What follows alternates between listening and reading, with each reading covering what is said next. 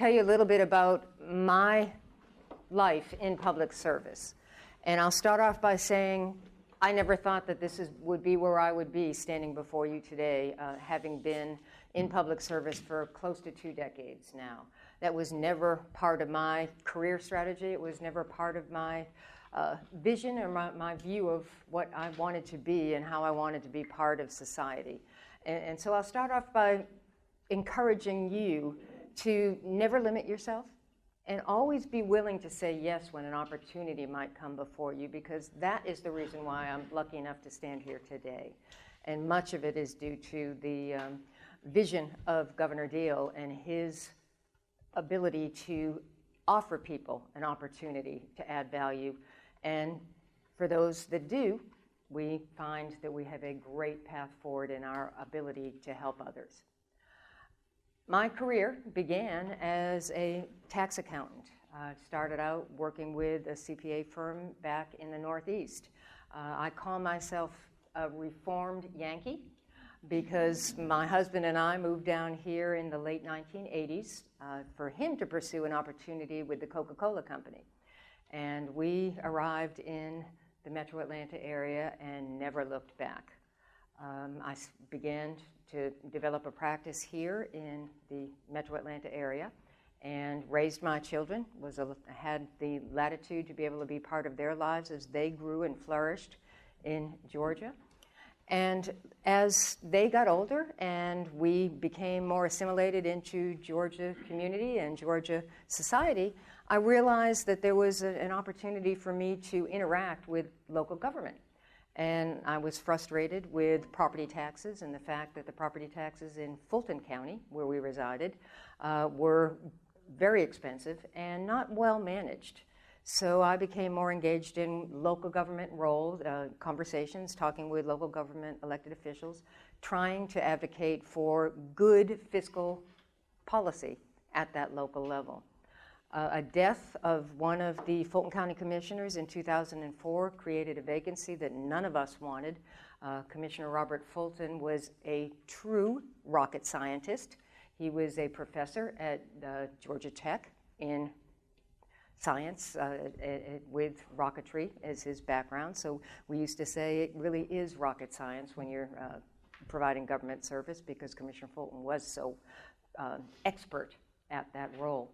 We lost him tragically, and that created the vacancy, and I did a little soul searching and realized, well, why not? Why not offer yourself? Why not be willing? And so I put myself out for election and was elected. Very grateful to the citizens and voters in North Fulton that elected me to represent them for 6.5 years at that local level. In 2010, a vacancy became available in the Georgia House of Representatives to represent primarily the community of Johns Creek in North Fulton, where we've been living for a number of years. And again, I talked with others that I'd been working with in the local government level, and they said, yeah, why not? We think you might add value at that state level. And so I offered myself out in 2010 and was very proud to be elected to the District 50, Johns Creek, position in the Georgia House of Representatives. And I have a great story I like to tell, if the governor hasn't told it already, that he and I were both sworn into office in an ice storm in 2011. And I was a freshman, was panicking as the weather forecast deteriorated, and seasoned colleagues reached out and said, you need to pack a bag right now. We need you to drive down the day before Inauguration Day, get yourself to the Capitol, bring a bag, we'll have a hotel room for you, but we must have a quorum because the governor must be sworn in on that first day of session, and we have to have a quorum there to be able to convene. So one of the most exciting days in political journeys and public service journeys was the day Governor Deal got sworn in a horrible ice storm. And then I spent the next 3 days in a hotel in downtown Atlanta because we couldn't get home. The weather was so bad. Served in the General Assembly as a state representative for 3 years, and then Governor Deal gave me the first of many great honors. He asked if I would serve as one of his floor leaders. Does anyone know what a floor leader role is in the General Assembly? Got a guess? I guess it might be people who are there, or legislators who are there to push the governor's agendas. That is exactly right. I was lucky enough to serve with a number of other House members and senators that we worked together as a team to advance the governor's policies through the General Assembly. I believe Justice Bethel has been here and spoken with you earlier. I was lucky enough to serve as a floor leader with him at the time. He was a senator from Northwest Georgia, and I learned a great deal from him. And it doesn't surprise me at all that he is now a leading jurist for all of our behalfs, but he taught me a great deal in that role, advocating for the many initiatives that Governor Deal brought to our state. In 2014, just shortly after, as a matter of fact, it was the morning after the governor's re-election, the governor invited me into his office and asked me if I would take on the role of Revenue Commissioner. And this, again, was something that I had never conceived would be in my career path. And I stopped and realized when I was so happy to accept that offer that he was bringing my career full circle. I had started off my journey as someone who helped taxpayers prepare their taxes and make sure that they paid the appropriate amount of taxes, income level, to state and federal governments. Then I went into local government and then state government as an elected official and was developing policy that applied to tax administration, where we would draft and vote on laws that the governor would implement that determined how taxpayers paid their taxes. Property tax, sales tax, income tax, all the variety of taxes that we pay at the state level. And Governor Deal offered me the opportunity now to administer tax compliance. We at the Department of Revenue are charged, or were charged, they still are charged, with making sure that each taxpayer in the state of Georgia pays exactly the correct amount of tax. How many of you have had or are currently holding a job? So you all help underwrite the expenses of the state of Georgia by the income taxes that are withheld from your pay that help fund the economic engine, which is the state of Georgia. I know all of you shop frequently, so how many of you recognize that you pay sales tax with every item that you purchase? How many of you know what the sales tax rate is here in Lumpkin County? It is kind of a tricky question, and the reason I say that is because sales tax differs in each of the 159 counties. 4% that you pay of your sales tax is for the state of Georgia, for the state to operate. Each additional penny, or even a fraction of a penny above that 4%, goes to local government services. It could be for the county, it could be for the Board of Education, it could be for city government. It could also be for transportation services that sales tax is charged and assessed when you purchase something, and that provides the funding for transportation improvements within your community. The Department of Revenue also oversees alcohol and tobacco administration. The group of enforcement agents in that area make sure that alcohol licensing is adhered to, and tobacco sales are only sold to those that are old enough to be eligible to purchase them. The alcohol agents also ensure and enforce compliance on all of the age limitations for consumption of alcoholic beverages here in the state of Georgia. The Department of Revenue also administers motor vehicle tag and titling. How many of you own vehicles? How many of you pay annually an ad valorem tax? You own a car since before 2012. In 2012, the General Assembly changed the way motor vehicles are taxed. Prior to that, everyone paid what we kind of fondly refer to as a birthday tax. When your renewal came up for your motor vehicle tag, you were assessed a tax on the value of the vehicle as it existed that particular year. And of course, that would depreciate over time. So generally, your birthday tax would decline over time. The General Assembly chose in 2012 to change that methodology for taxation to be a single 7% tax that you pay when you purchase a new vehicle. So any of you that have purchased a vehicle after 2013 now pay sales tax on motor vehicles just at that time of purchase. But we still have a number of vehicles that are on the roads entitled in the state of Georgia today that are still assessed that annual ad valorem tax. Property taxes are also based on value. Ad valorem is Latin for of value. And so if you own a piece of real estate and it is valued at $200,000, you would pay tax on that value, based on that value. A more expensive home, higher valued, would pay a higher amount of property taxes than a more modest piece of property in the state of Georgia. The Department of Revenue oversees that taxation function, which is actually performed at the local level. And as I spoke a few minutes ago, when I served at the local level, that we would administer the valuation of real estate and then the collection of the tax based on that value. The Department of Revenue ensures that 159 counties performs that function correctly. Finally, the Department of Revenue works very closely with the Governor's Office and the General Assembly on developing new tax policy. It's very important when bills are being considered down at the Capitol that there are insights on the application of that policy. Many times when the General Assembly is considering some new structure or new strategy for taxation in the state of Georgia, it's important that those that administer it can weigh in on cost to administer or complexity to administer. As many of you are aware of the Tax Cut and Jobs Act that was passed by Congress a couple of years ago, there was a significant amount of complexity to that legislation at the federal level. And Georgia, because we conform in many ways on income tax administration, there was a lot of complexity that had to be addressed here at the state. So quite a bit of the efforts of the policy team are working right now down at the Capitol to make sure that those conversations are flowing so that good bills, good policy can be enacted that won't be complex to administer.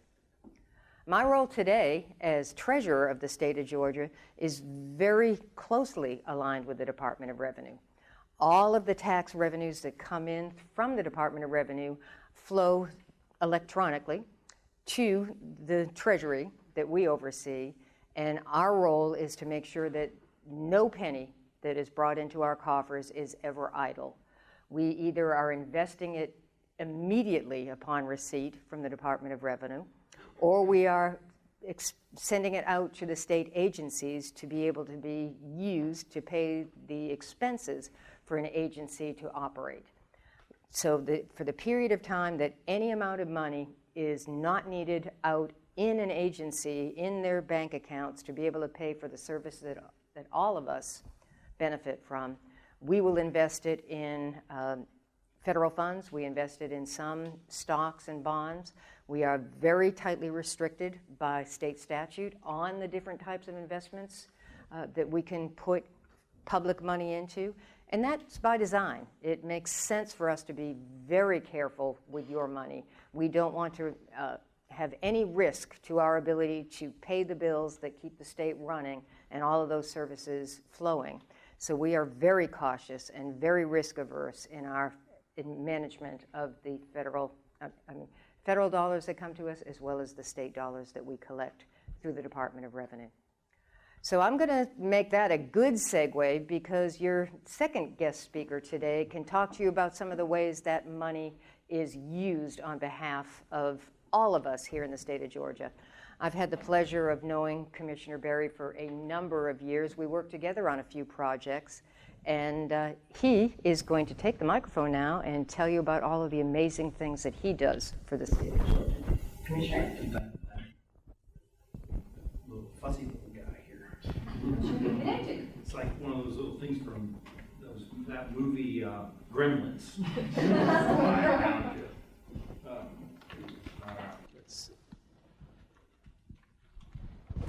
So, well, thank you for having me. Governor and Mrs. Deal, thank you very much. Interesting story. So I did not know Governor Deal and the First Lady before I started almost 8 years ago. I met Governor Deal, and this is a true story. I had interviewed or had a meeting with his chief operating officer in June of 2012. My life kind of changed right around that time.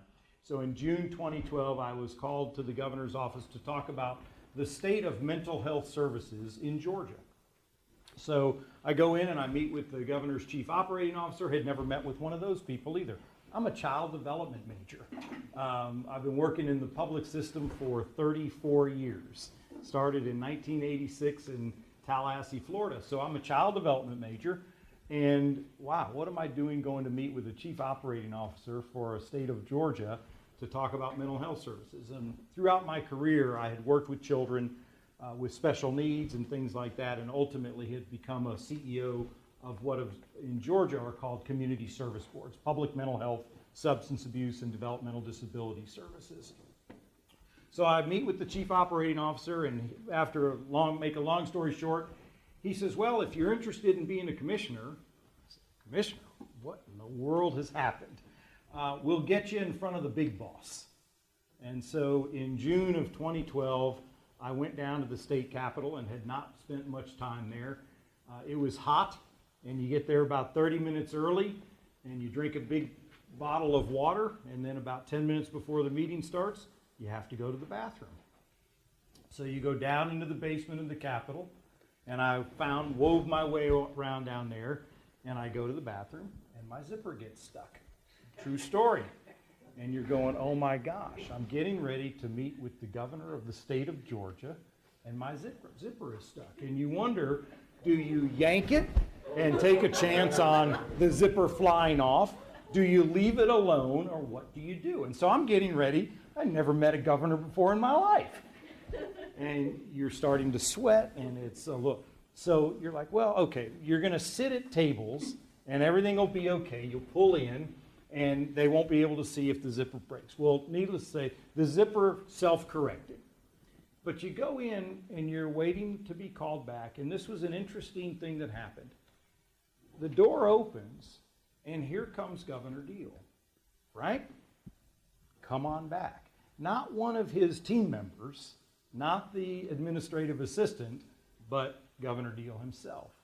And so we go in, and Governor says, well, tell me about your background. I said, I've worked with a phenomenal team of people that are deeply, deeply committed to helping people live a life of recovery and independence. Recovery from behavioral health challenges and independence if you have a developmental disability.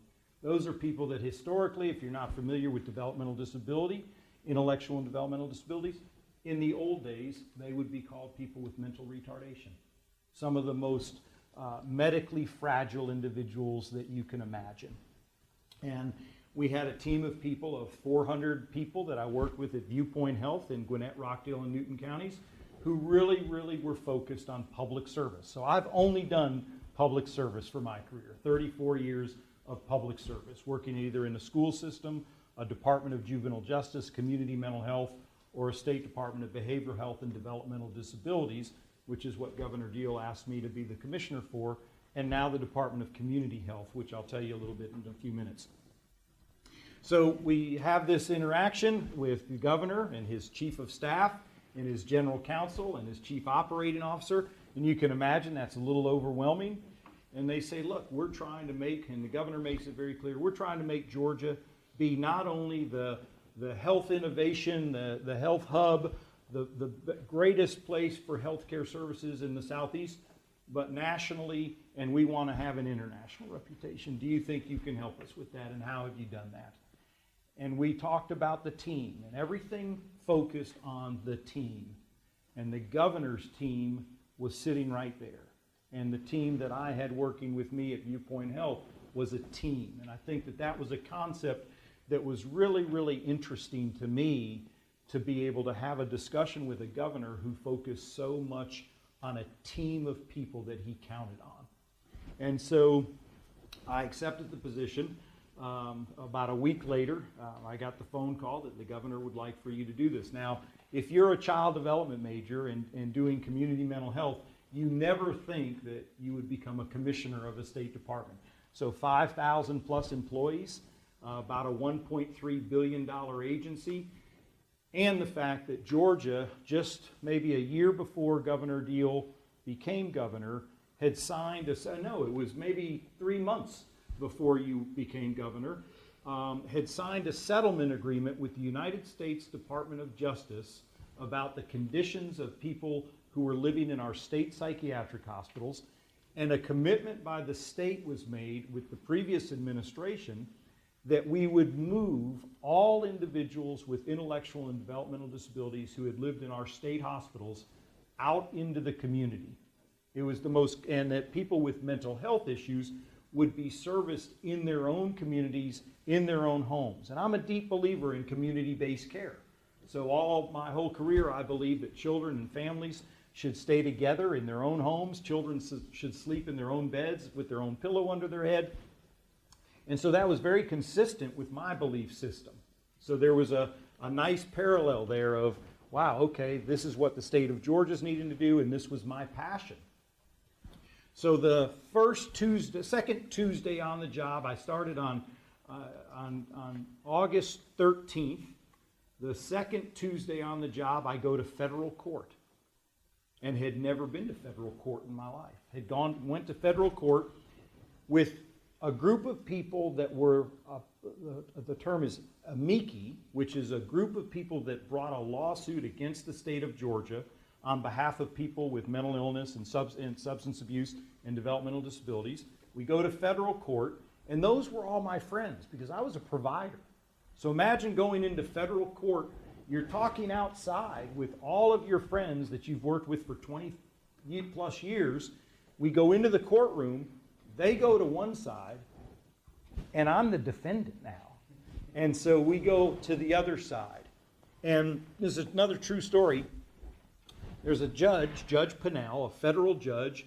He listens to the advocates yell and scream about how the state is failing these people with behavioral health challenges and developmental disabilities.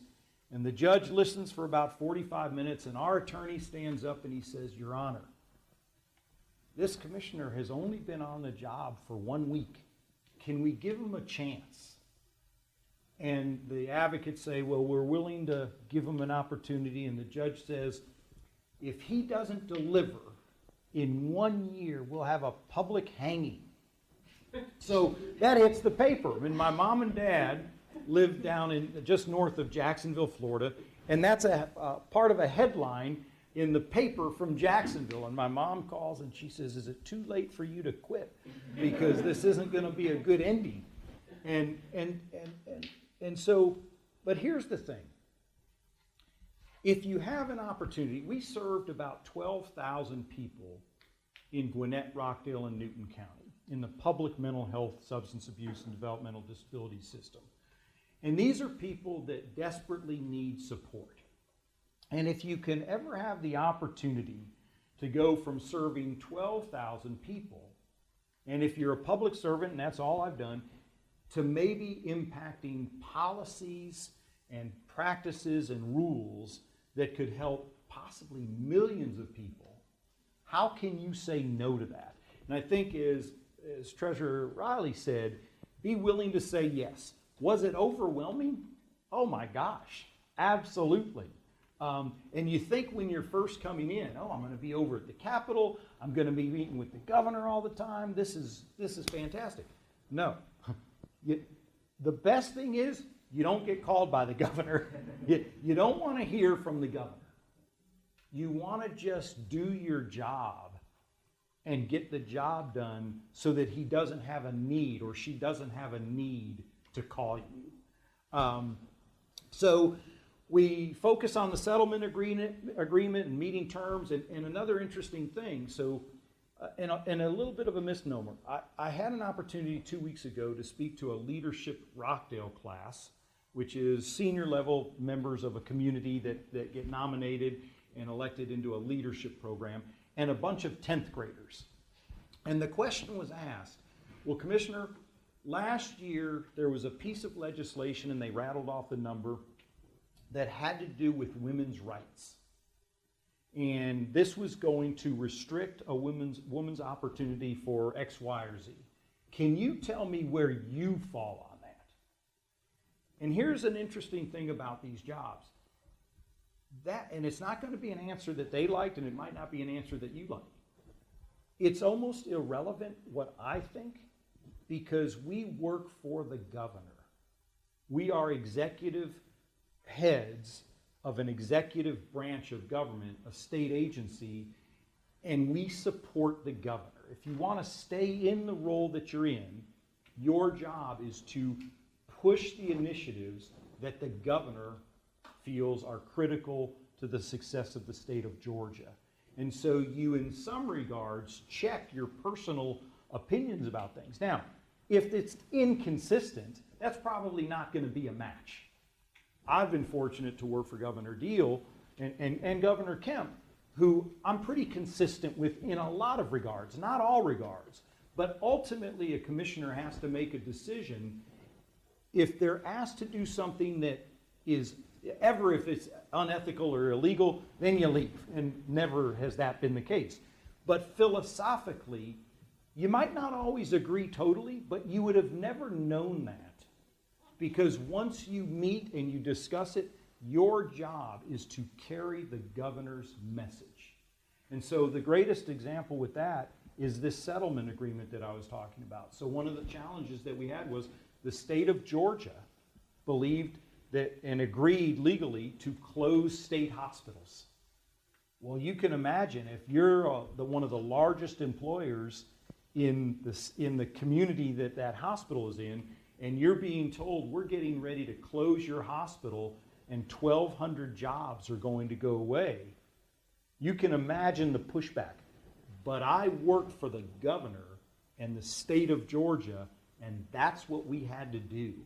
And so we went and we closed 2 state hospitals while I was there, and we looked at 1,200 people in one hospital and about 1,000 people in another hospital, and we told them why we were closing them. We had those meetings face to face in a room 10 times this size, and we talked to every single person on both on an individual basis and as a group, and told them why we were closing their hospital and what would happen with that. And so did I totally agree with that? When I first started, I believed everybody could live in the community. Here's an interesting dynamic that occurred. If you think about people with developmental disabilities who have lived in a state hospital for 80 years, that's all they know. And the father of the 80-year-old is 95 years old. And the father, and I'm a big community person, as I said, oh, listen, this is so exciting. We're going to move your child, who's 80, into a group home in the community. Isn't that great? Well, if you're that dad, you're going to kill my son. But we had a job to do, and there was a settlement agreement, and that was something that was vitally important to the state so that the federal government wouldn't come in and take over our system in a lot of regards. And so we ultimately closed those hospitals, and we're still transitioning people out. But I want to share one quick story about that, because one of the interesting dynamics that happened was the governor was asked to go down to that community where we closed that hospital. And it was down in Thomasville, Georgia. And it was the first time that I'd ever flown with Governor Deal, and there was a small group of us on the plane. And we went down to meet with about 300 people from Rotary and maybe Kiwanis, I think. And it was a joint meeting. And the governor was prepared. We had all of the comments and quotes and data of why we needed to close this hospital. And the governor got up there and spoke maybe 30 minutes about overall state of Georgia and everything else. And then a question was asked about the closure of this hospital. And the governor said, well, Frank, why don't you come up and answer this question? Now, a lot of people in the room said afterwards, and I don't know if we've ever talked about this, said afterwards, boy, he sure did throw you under the bus. Well, if you're the commissioner of the Department of Behavioral Health and Developmental Disabilities, that's like LeBron James getting the ball in the fourth quarter with a tie game and 2 seconds left. That's the thing that you want, is for the governor to be able to have the confidence in you to answer those questions. That was not a throwing under the bus. That was one of those times where, gosh, he counts on the way that we're communicating this and our ability to carry his message and how we do that. And so it was probably one of the biggest honors of a lifetime to be asked in a setting like that. And it was a little confrontational. I mean, it was a heated discussion. And for him to ask to do that was just an unbelievable opportunity. And then one other quick story on that, because I think it's another one that just goes to show you what it's like when you're working with a team at this level.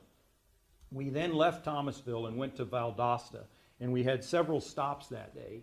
And we get off and we're getting ready to go to an event, and we needed to stop by a department store. I won't go into the details of why. So the governor forgot, and I blame it on the First Lady, because she's supposed to help him with some of this stuff. Not all the time, but we left some black socks back behind, and we had a black tie event to go to. And so we pulled into a Belk department store in Valdosta. And you're wondering, where is this going? This is a terrible presentation. So we pull into the Belks, and we have a state patrol with us, and we pull right in front. And the governor and his security detail, it was Jimmy who ultimately became the First Lady's right-hand person, and gets out, and they go in. And I'm sitting in the back seat, and about 10 seconds later, Jimmy comes out and says something to the driver of the state patrol vehicle that we were in, and then leaves, and the driver, shoot. And I said, what happened? He said, I messed up. And they told me, and I forgot. The governor never wants any preferential treatment in regards to parking or anything like that. And I was blocking the front entrance to this Belk, and I should have pulled 100 yards down, because he doesn't want anybody to ever think that he gets preferential treatment. And I thought, gosh, that's a neat quality. And so I've tried to do that with me now. When people say, oh, here you go. No, we're no different than anybody else. And I saw that in a real life event when we were there. And then he comes out, and here's the greatest part of the story. Then he comes out, and there's a Brewster's across the parking lot. He says, do you guys like Brewster's? And there were about 5 of us, and we walked the parking lot and went to Brewster's, and there was this woman in the front of the line, and she had this massive banana split. And the governor was standing behind her and said, I sure would like to share that with you. And the lady turns around, and we're all in suits, and she says, oh, y'all aren't from around here, but I haven't eaten breakfast or lunch, and I'm not sharing this with anybody. And the governor says, well, ma'am, I didn't mean to offend you. I'm Nathan Deal, and this was before his second term. And he said, and I'm running for office. And the first thing she said was, whatever you do, don't expand Medicaid. And then we talked a little bit about that. So here was somebody in a Brewster's line, and he had this discussion about Medicaid. And right there, and just what the definition of a public servant. And that was important to me, of somebody that I wanted to use as a role model of how I wanted to do that. And so DBHDD, we made significant progress. One of the things that I learned was this this ongoing approach to teaming and using your team to help get your messages and the work done. And you can't do these jobs without working as a team. And whether it was the governor's team, or focusing on settlement agreements with DOJ, or whatever that was, this concept of working as a team. And I think one of the greatest things, so 34 years public service, the first half probably, oh gosh, how are you gonna, what's your career path going to be? And then probably for the last 10, it's really been about how do we get people ready to take over for when you retire? And how do you build your team so that they'll be prepared to take the baton when you're ready to move on? And so one of the things that we started to do was expose our team members to the governor's staff and get more face time with them. And so when a change happened and the former commissioner of the Department of Community Health, so let me add one thing. DBHDD, about 5,000 employees, about a $1.3 billion agency. Pretty big. There became a vacancy when the commissioner for the Department of Community Health was appointed, ultimately appointed and then ran for a judgeship. And Governor Deal's team and the governor asked me if I would move over to the Department of Community Health. So a little bit different type of an organization. DBHDD was a service delivery organization. DCH was a regulatory compliance and finance organization. About 1,000 employees, but about a $15.5 billion budget, with 97% of those dollars going out to pay benefits for people. So the department that I currently oversee does health facilities regulation. So personal care homes, assisted living programs, and nursing homes, we regulate them and we hold them in compliance. We also administer the Office of Health Planning, which is certification of need. If a hospital wants to grow or if a surgery center wants to be placed in a new community, that all comes through our department. So we're regulatory, compliance and regulatory. We also insure 680,000 public state employees, either school teachers or state employees who work in the types of branches of government that you've heard from. And so 680,000 covered lives. And that's the second largest plan in the country. And then we have this small little program called Medicaid that we oversee. And 1 in 2 babies in Georgia are born on the Medicaid rolls. And so it's a fairly large program as well. I think one of the biggest changes that has happened over the last year, I was asked to stay on by Governor Kemp, which is a huge honor. The average lifespan of a commissioner is usually about 18 to 36 months. When I first went to the state directors meeting before I started at my first agency almost 8 years ago, they have a big slide up. It says, what are you going to do today because it could be your last? And because the average lifespan is 18 to 36 months, make sure that when you leave, you can look yourself in the mirror and say you did everything you could to help people. And that's been the priority. I have 2 daughters. One is how most of you in here are like 20, 21, 22. So I have a 20-year-old who goes to Agnes Scott. Her best friend goes to this school. And I have a 16-year-old. And my biggest thing as a father is trying to show them that there is value in being a public servant. There is value in doing public service that you can help people. And that whether they choose to stay in the public system or choose to go in the private sector doesn't really matter to me. I just want them to know that there is value in being a public servant and that that's a critical role that we play in helping people. And so again, whatever they choose to do is totally up to them, but to be able to demonstrate to them the value of public service. So the new governor, Governor Kemp, asked me to stay on. I think the thing that I'll finish up with, from our department's lens, so under Governor Deal's leadership, there were some very, very clear messages. One, we were not going to expand Medicaid. And there was very concrete reasons for that. And they absolutely made and make 100% sense. And that was a message we carried.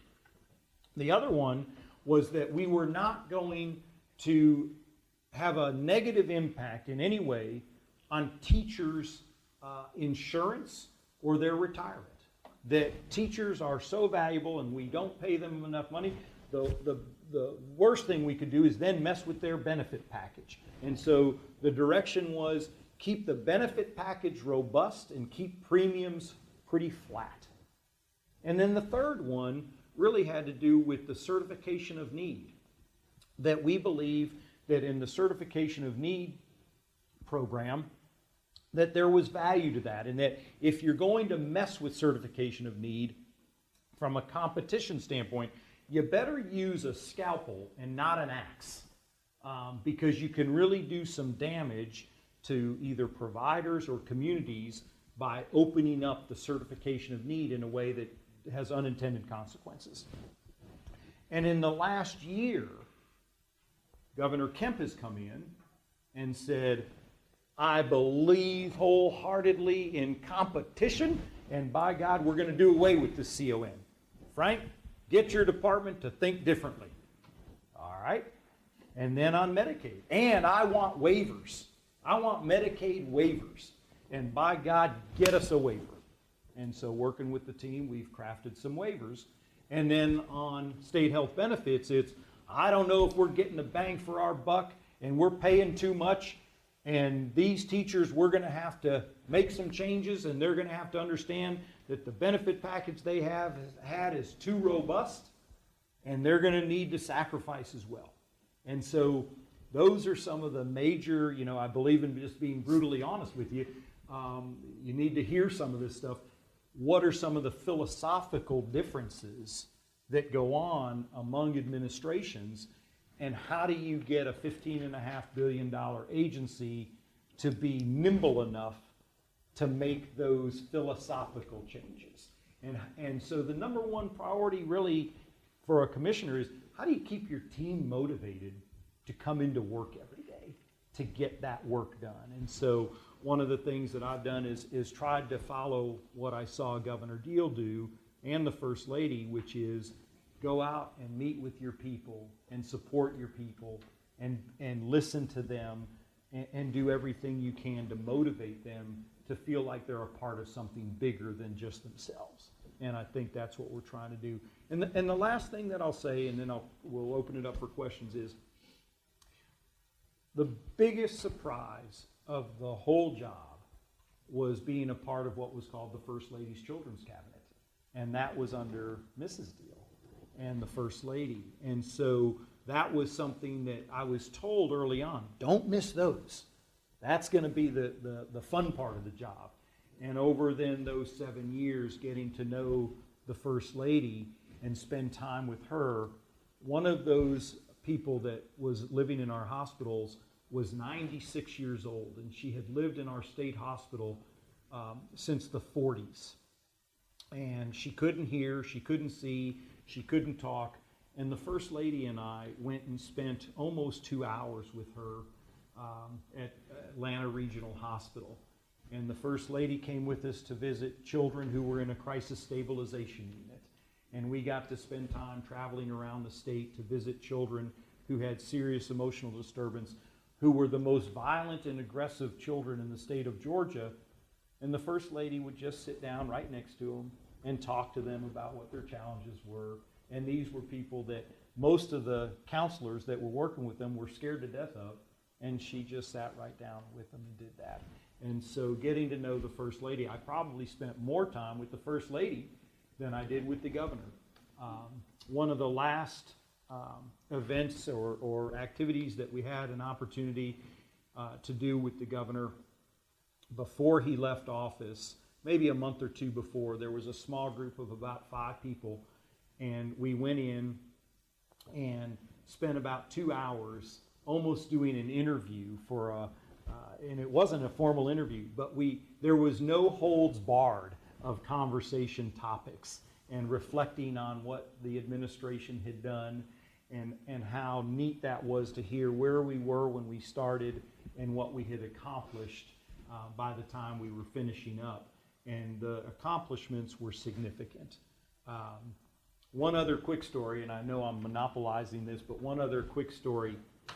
When we closed that state hospital down in Thomasville, they were pretty mad. And when we were leaving, that night, after telling the people that we were closing it, one of the members of the General Assembly who was representing that area said, before you get back to Atlanta, you're going to get a phone call and you're going to be in Nathan's office by tomorrow.